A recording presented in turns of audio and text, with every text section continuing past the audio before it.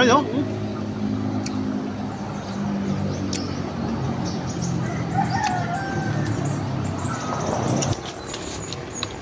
Tapos tingnan nyo yung ano nila, oh, yung bahay nila.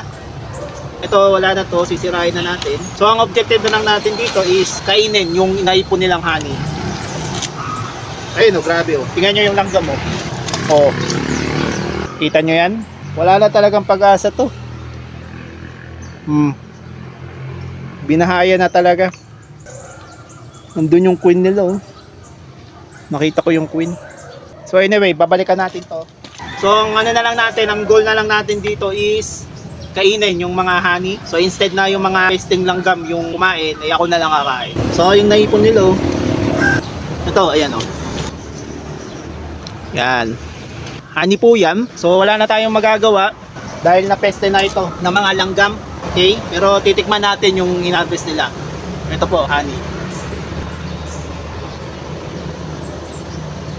Panalo, sarap.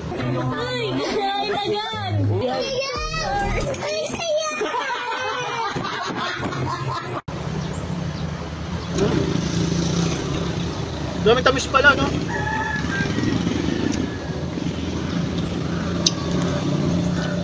Ito, sisirain na natin. Ito, makunat siya. Propolis ata to. Ayoko man talagang sirain itong bahay nila, pero wala na akong magagawa. Kaya wala na akong nakikitang stainless steel na dumadapo. Hanap tayo dito. Baka ito may honey pa.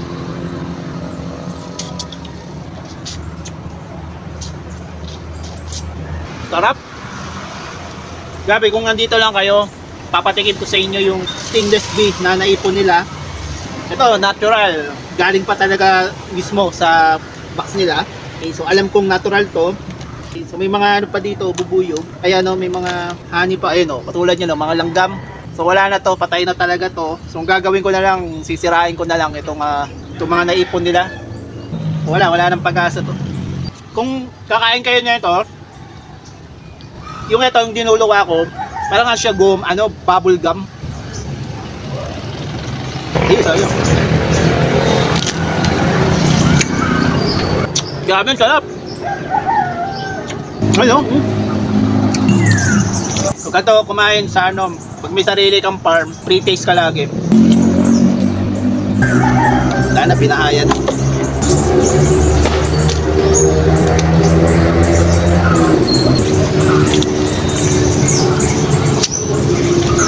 Basta ang lasa niya, mangasim-ngasim na matamis. Mas masarap siya kumpara nung unang tikim ko dun sa Albay. May pinatikim sa akin doon nung pumunta ako sa Albay Provincial Agriculture Office nung Albay. Pinatikim sa akin, maasim.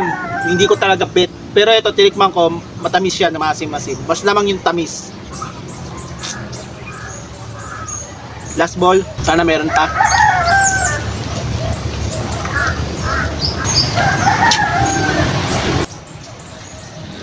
Okay na. Busog na ako. Sarap, grabe, sarap ng stainless steel. Yung ginanahan tuloy ako, talagang alagaan to. Kung ginaganahan ako ngayon, mas ginaganahan ako ngayon mag-alaga. So ngayon, hanapin ko yung queen na yung peste. Nakita ko na yun malaki siya. Dahil natake na ako. Wala talagang mabubuhay na dito, bubuyog. Sa dami ng langgam. Ayun na, nagsisitakasan na sila. Okay.